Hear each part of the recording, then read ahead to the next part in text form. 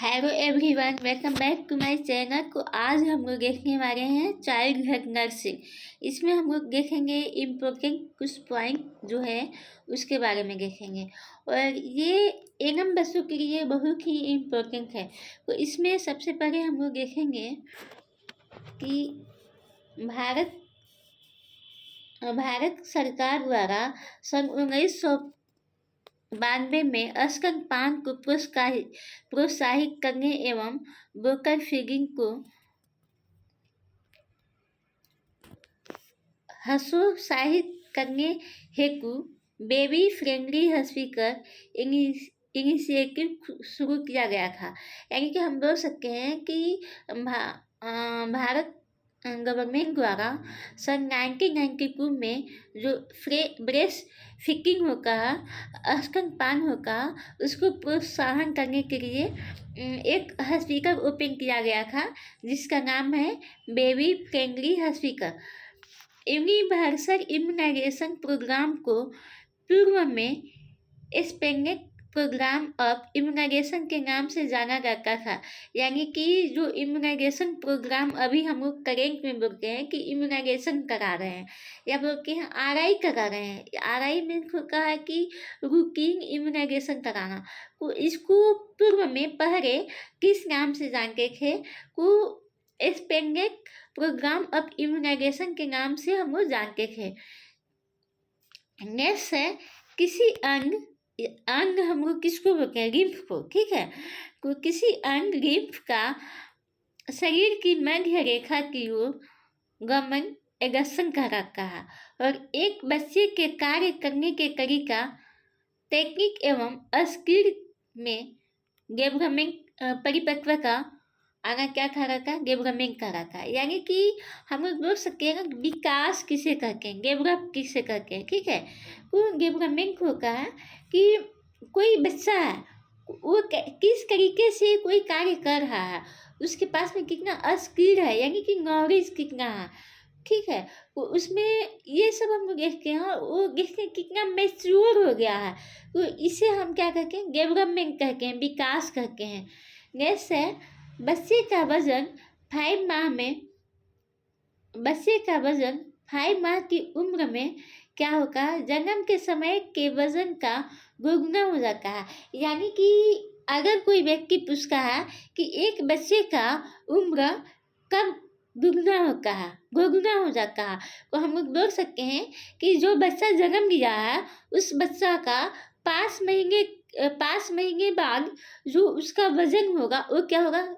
दोगुना हो जाएगा। ठीक है, यानी कि जो बच्चा जन्म लेता है, बच्चे का वजन 5 माह में, यानी कि 5 महीने में क्या होगा है? जन्म के समय से, यानी कि जो जन्म के समय वजन का उससे दोगुना हो जाता है। यानी कि हम लोग मान के चले कि अगर कोई बच्चा 3 kg का हुआ है, उसका जन्म के समय उसका वजन कितना है? 3 kg है। ठीक है, जन्म के समय उसका वजन है 3 kg, वो उसका 5 महीने बाद कितना होगा? 6 kg हो जाएगा, यानी कि 6 kg हो जाएगा। यानी कि दोगुना हो जाता है। एवं तिगुना कब होता है? यानी कि 5 महीना में बच्चे का जो वजन है वो दोगुना होता है, तो हम बोल सकें कि तिगुना कब होता है? तो 1 वर्ष पर, यानी कि 1 साल पे तिगुना होता है, एवं 2 साल की आयु पर 100 गुना हो जाता है। यानी कि एक बच्चे का उम्र जब जन्म लेता है उससे 5 महीने बाद क्या होगा? दोगुना हो जाता है, और 1 साल बाद क्या होगा? तिगुना हो जाता है, और 2 साल बाद बच्चे का जो वजन होता है वो क्या होगा? 4 गुना बढ़ जाता है। ठीक है, नेक्स्ट है इम्यूनोग्लोबुलिन। एक मात्र ऐसी इम्यूनोग्लोबुलिन है, यानी कि आईजीजी मतलब होता है इम्यूनोग्लोबुलिन जी, एक मात्र ऐसी इम्यूनोग्लोबुलिन है जो कि माँ के प्लेसेंटा से होकर गर्भस्थ शिशु में पहुँचता है। यानी कि आईजीजी एक ऐसा इम्यूनोग्लोबुलिन है जो कि क्या होगा? माँ के प्लेसेंटा के थ्रू, प्लेसेंटा इसको अपरा बोलते हैं। ठीक है, प्लेसेंटा के थ्रू क्या होता है? ये माँ के गर्भस्थ से होकर शिशु में क्या होगा? पहुँचता है। नेक्स्ट है IgA, यानी कि इम्यूनोग्लोबिन। ये क्या होता है कि IgA मानव दूध में पाई जाने वाली सबसे अधिक इम्यूनोग्लोबिन है। यानी कि जो IgA होती है ये कहाँ पे पाई जाती है, यानी कि ये ह्यूमन मिल्क में पाया जाता है। यानी कि हम बोल सकते हैं कि जो माँ अपने बच्चे को ब्रेस्ट फीडिंग करा रही है उसमें उस मिल्क में क्या पाया जाता है, तो IgA पाया जाता है, ठीक है।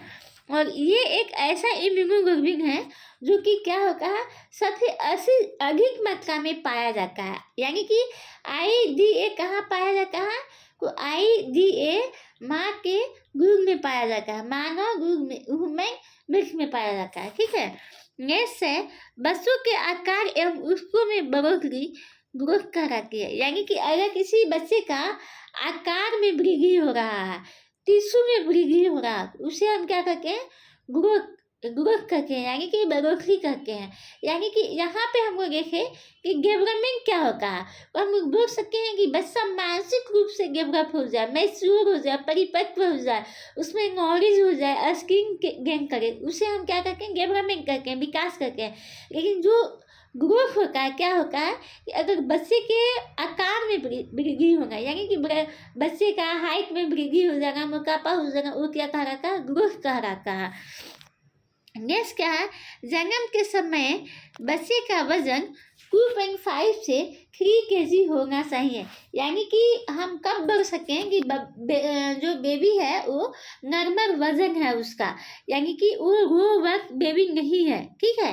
तो अगर जन्म के समय किसी भी बच्चे का जन्म 2.5 से 3 kg है, वो क्या होगा, वो सामान्य होगा, ठीक है। फिर है नेक्स्ट है सीवियर हाइपर बिलिरुबिनेमिया का सबसे प्रभावशाली एवं विश्वसनीय उपचार एक्सचेंज ट्रांसफ्यूजन कराता है, ठीक है। नेक्स्ट क्या है कि नेक्स्ट हम लोग देखेंगे कि नवजात शिशु में रेक अंग से के चीन एवं रसन सामान्यतः 72 यानी कि 72 घंटे से के बाद ही क्या होता है, प्रकट होता है। यानी कि अगर कोई बच्चा जन्म भी रहा है, ठीक है, उसमें कोई भी सिम्टम होगा, रसन होगा, जैसे बोल सकते हैं साइन एंड सिम्टम, यानी चीन रसन होगा, वो कब दिखाई देगा, तो 72 घंटे के पश्चात ही दिखाई देगा, यानी कि बाद ही दिखाई देगा। फिर है टॉक्सिकोलाइटिस जन्म के समय पेशी मस्कुलर चोट का उदाहरण होता है। नेक्स्ट क्या है, शिशु में रस शराब से बचाव हेतु क्या करते हैं, विटामिन के का 1 मिलीग्राम इंट्रामस्कुलर दिया जाता है। यानी कि अगर किसी बच्चे का रस स्राव हो रहा है, उस कंडीशन में हम लोग क्या करते हैं, क्या देते हैं, विटामिन के। हम बोल सकते हैं विटामिन के क्या करता है, ब्लड क्लॉटिंग में हेल्प करता है, यानी कि विटामिन के जो है वो ब्लड क्लॉटिंग में हेल्प करता है। नेक्स्ट क्या है कि न्यू बैराक स्केल द्वारा शिशु की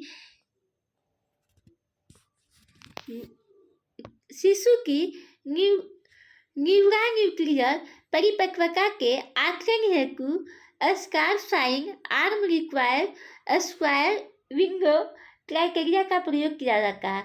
नेक्स्ट क्या, शिशु की नाक के ब्रिज पर थपथपाने पर उसकी आंखें सांस से बंद हो जाती है। इसे श्वसन प्रक्रिया को ग्लैब्रल रिफ्लेक्स कहा जाता है। यानी कि ग्लैब्रल रिफ्लेक्स कब कहते हैं कि अगर बच्चे को हम लोग नाक पे क्या करें, अंगुलियों से सब थपथपा रहे हैं, ठीक है, उस समय जो रिफ्लेक्स होगा ग्लैब्रल रिफ्लेक्स कहते हैं। नेक्स्ट क्या है कि जन्म के समय असामान्य रूप से मोटी अमेरिका को वार्थन जेरी कहा जाता है। और नेक्स्ट क्या है, शिशु के जन्म के बाद अप्थैल्मिया नियोनेट्रम से बचाव हेतु सीवियर नाइट्रेट का उपयोग किया जाता है। यानी कि अगर किसी भी शिशु का जन्म होता है तो जन्म के बाद हम लोग क्या करते हैं, अब थैलेमिया नियोनेट्रम का प्रिवेंशन के लिए सिल्वर नाइट्रेट का क्या करेंगे, उपयोग करते हैं। ठीक है। शिशु जन्म के पश्चात नाभि नार काटने से पूर्व